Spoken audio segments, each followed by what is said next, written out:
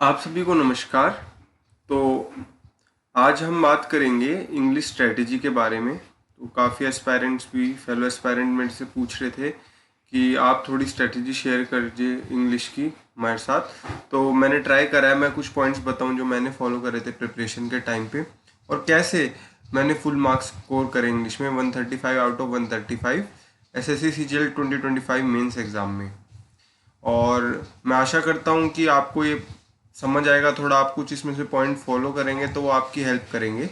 तो सबसे पहला जो स्टेप रहेगा किसी भी चीज़ का प्रिपरेशन, खासकर बिगनर्स के लिए जो अपनी स्टार्ट कर रहे हैं प्रिपरेशन, बिकॉज अगर उनका कोई प्रायर बेस नहीं है, हमने इंग्लिश तो पढ़ी ही है बट कम्पिटिटिव एग्जाम के पर्सपेक्टिव से पढ़ने के लिए सबसे पहला काम रहेगा टीचर सेलेक्ट करना। जैसे मैंने नीतू मैम का कंटेंट फॉलो करा था, उनसे पढ़ा था, बुक भी उनकी फॉलो करी थी। तो पर जैसा मैंने पहले की वीडियोस में भी कहा है कि टीचर तो एम्पल हैं और बहुत अच्छे अच्छे टीचर्स हैं। तो आप पहले एक बार यूट्यूब पे ज़रूर देखिए, डेमो क्लासेस देखिए, कुछ लेक्चर्स देखिए कि आपको किस टीचर का पढ़ाने का तरीका पसंद आ रहा है, किसका कोई आपको एक्स फैक्टर लग रहा है जो बेटर आपको समझ आ रहा है। तो मैंने तो नीतू मैम से पढ़ा था, और बुक भी जैसे उनकी वोकेबलरी की मैंने उनकी बुक देखी थी, और ग्रामर की खासकर मैंने उनकी फॉलो करी थी। वैसे तो मैंने ब्लैक बुक भी बाय करी थी, तो मैं दोनों में से ही देख लेता था, बट ग्रामर तो मैंने मैम की ही देखी थी। उसके बाद एक और चीज़ जो रहेगी प्रैक्टिस के पर्सपेक्टिव से, पीवाईक्यू काफ़ी ज़रूरी है। तो पिनेकल या किरण पब्लिकेशंस के हैं, इन दोनों में से आप कोई भी देख सकते हैं। तो एक काउंट ऑफ आपकी रिसोर्सेज तैयार हो जाएगी, कैसे आपको पढ़ना है, कहाँ से प्रैक्टिस करनी है। और बुक्स का ये बेटर रहता है कि कई बार बार बार आपकी आंखें भी थक जाती है लैपटॉप या फ़ोन देखते हैं, तो बुक इसलिए मेरे हिसाब से एक पेपर बैग बुक होना ज़रूरी है। देन एक प्री रिक्विसाइट जो है, न्यूज़पेपर आज ज़रूर पढ़िए, खासकर न्यूज़पेपर जैसे हिंदू और इंडियन एक्सप्रेस, और खासकर इनके एडिटोरियल सेक्शन, ये आप ज़रूर पढ़िए, बिकॉज ये आपकी रीडिंग स्किल्स भी बेटर करेंगे, वोकेबलरी भी आपकी बेटर करेंगे। और एक हैबिट जब आपको न्यूज़पेपर पढ़ने की रहेगी ना, तो आपको डेली न्यूज़ से भी आप अपडेटेड रहेंगे, करंट अफेयर से भी अपडेटेड रहेंगे। तो बिल्कुल न्यूज़पेपर पढ़ना तो काफ़ी ज़रूरी है। और एक चीज़ जो मैं कहूँगा, जो मैंने भी करी थी, कि कहीं से भी कोई भी वर्ड मिले जो आपको नहीं पता, आप उसे लिखिए, या किसी तरह से आप बार बार देखिए। कहीं आप कुछ मॉक कर रहे हैं, आपने कहीं किसी आर्टिकल में पढ़ लिया, या फिर कहीं भी देख लिया सोशल मीडिया पे कहीं, आप हर जगह से कोशिश करिए कि आप वोकेबलरी में कुछ ना कुछ सीख पाएँ, है ना। जैसे एक होता है गूगल पे गेम होता है, वर्ड गेम, उसमें आपको दो वर्ड दे रखे होते हैं कि इनमें से कौन सा सिमिलर है, एक वर्ड ऊपर दे रखा होता है, और कौन सा एंटोनिम है इस टाइप का। तो वो खेलते रहिए, छोटी छोटी चीज़ें हैं, कहीं से भी कोई भी रिसोर्सेज मिले उसे यूज़ करना बहुत ज़रूरी है। तो अब हम थोड़ी बात करेंगे टाइमलाइन की प्रिपरेशन के लिए, और दो इसके पर्सपेक्टिव है। एक तो बिगनर्स के लिए, तो जब अगर आप स्टार्ट कर रहे हैं अभी से अपनी प्रिपरेशन, फॉर एग्जांपल सीजीएल 26-27 के लिए, तो सबसे पहले एज अ बिगनर सबसे पहले जो ज़रूरी चीज़ है वो है सिलेबस कंप्लीशन। आप एक कोर्स लीजिए और आप उसके लेक्चर्स देखिए, नोट्स बनाइए, सबसे पहली प्रायोरिटी यही है ना। और मैं कहूँगा ग्रामर से स्टार्ट करिए, बिकॉज ग्रामर सब चीज़ का बेस है इंग्लिश में। अगर आप आरसीबी पढ़ेंगे, पैरा जंबल, आप कुछ भी सॉल्व करेंगे, तो सबसे इम्पॉर्टेंट चीज़ ग्रामर है। आप ग्रामर से स्टार्ट करिए, subject verb agreement, tenses, adjective, ये सब। फिर धीरे धीरे आपका रिपोर्टेड स्पीच पे आओगे, आप वॉइस पे आओगे। तो वो सबसे पहला प्री रिक्विजिट है सिलेबस फॉलो करते हुए।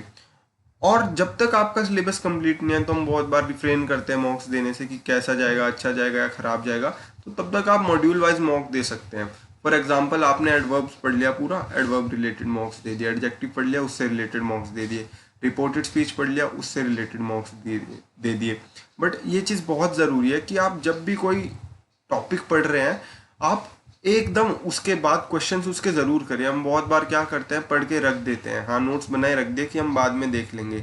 बट जैसे ही हम कोई चीज़ करते हैं और फिर उसको टेस्ट करते हैं, फिर क्वेश्चन करते हैं, तो वो हमारे माइंड में चीज़ बिल्डअप होती रहती है। तो ये बहुत ज़रूरी चीज़ है। फिर काफ़ी मेरे दोस्त रिपीटर्स भी पूछते हैं हमें क्या करना है। तो रिपीटर्स के साथ सिलेबस का तो इशू नहीं है, और डेफिनेटली उन्होंने सिलेबस कर भी रखा होगा, रिवाइज भी कर रखा होगा। बट कई बार क्या होता है, मान लो हमारा रिजल्ट नहीं आता, हम डीमोटिवेट हो जाते हैं, हम कुछ और इंस्टेंस आ गया, हम पढ़ाई छोड़ देते हैं बीच में। तो रेगुलरली रिवाइज करना ज़रूरी है। जो भी आपने अपने नोट्स प्रिपेयर कर रहे हैं, जहाँ से भी देखा है, आप उसे रेगुलरली रिवाइज कीजिए, है ना। और क्योंकि आपका सब कुछ कंप्लीट हो चुका है और बाकी सब्जेक्ट का भी कंप्लीट हो चुका होगा सिलेबस, तो आप फुल मॉक्स करिए और प्रॉपरली एनालाइज करिए कहाँ गलती कर रहे हैं।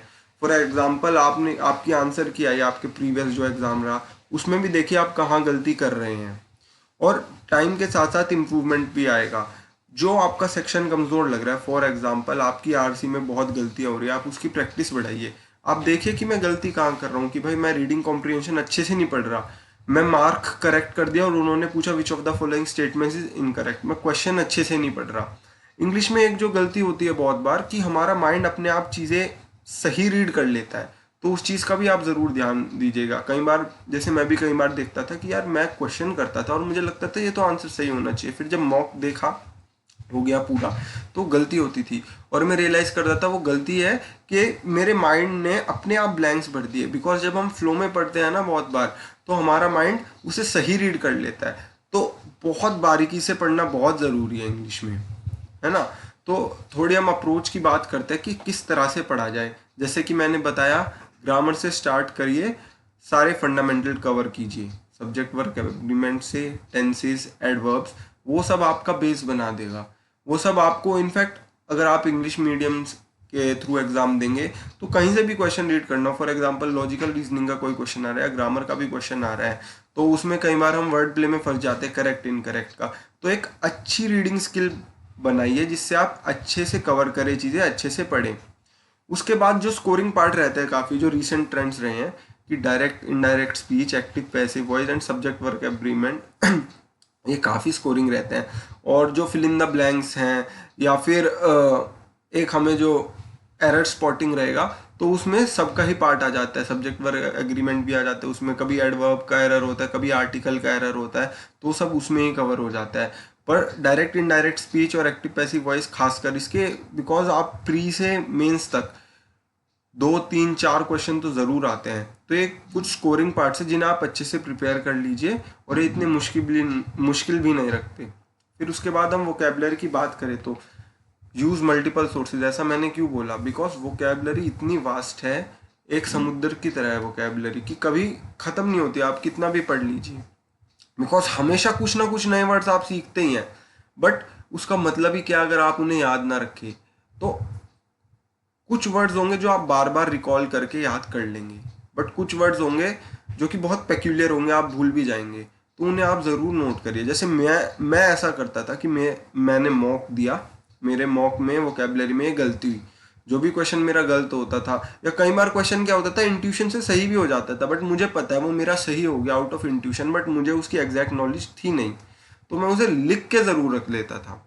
मैं उसे लिख के रखता था और बार बार उसे देखता था।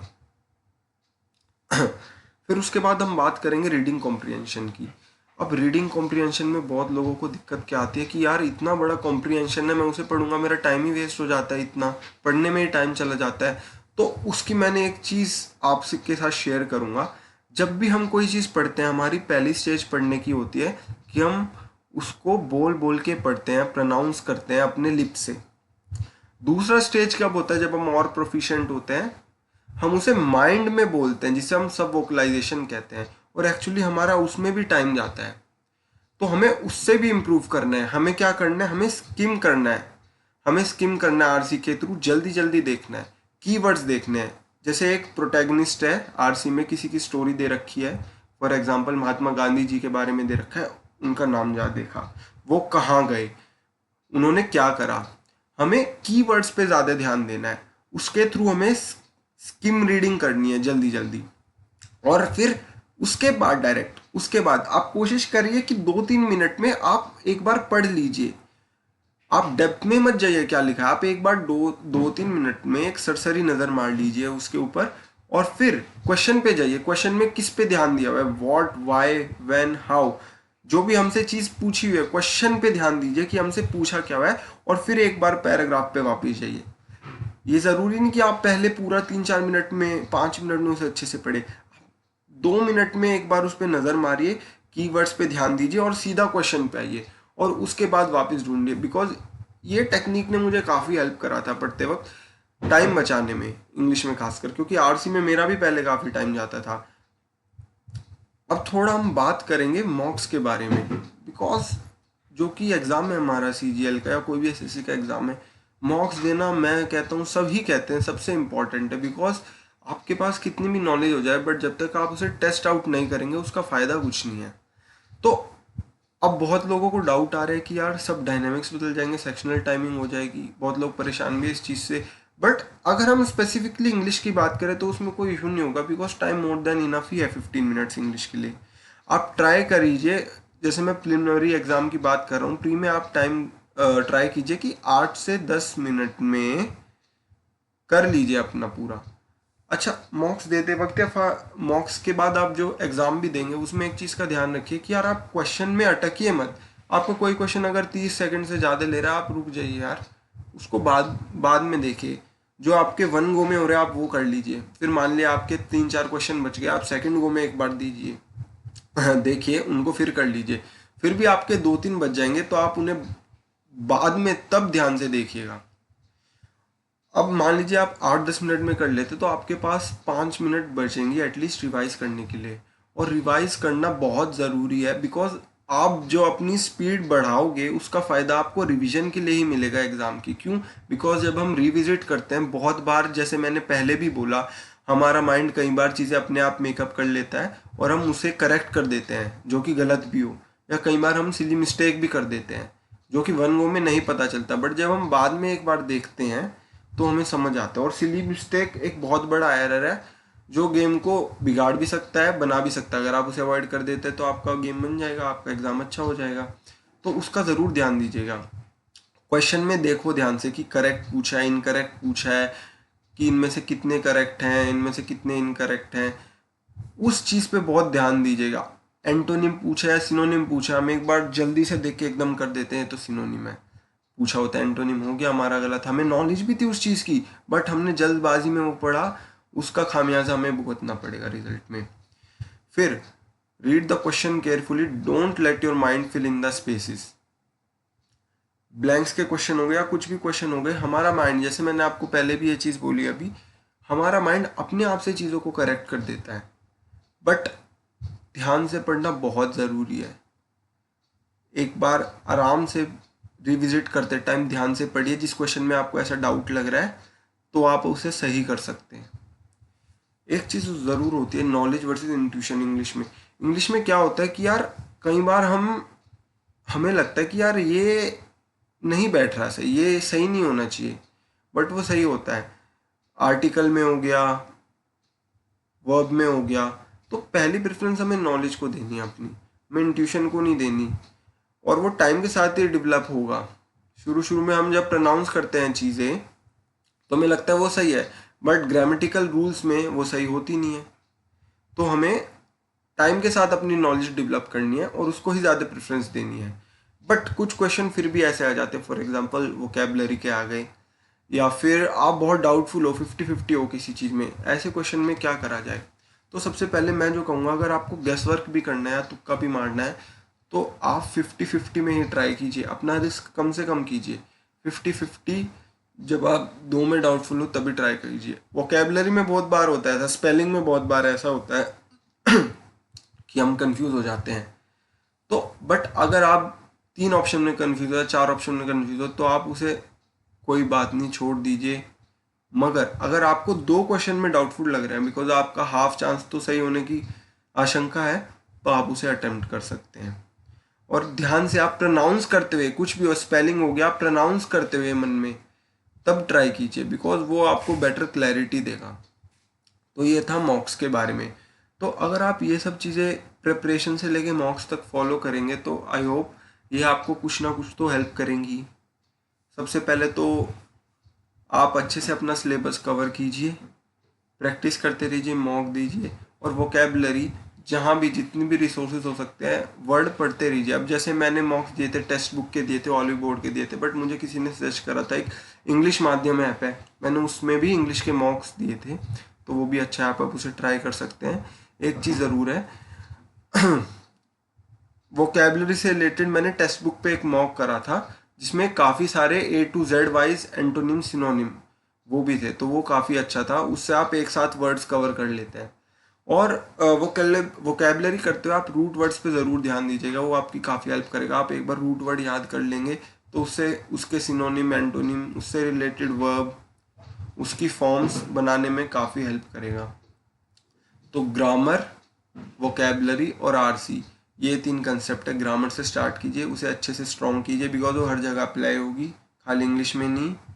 वोकेबलरी पे साथ साथ वर्क कीजिए और फिर आरसी को अपना स्ट्रॉन्ग कीजिए, अच्छे से पढ़िए, फास्ट पढ़िए और कीवर्ड्स पे ध्यान दीजिए।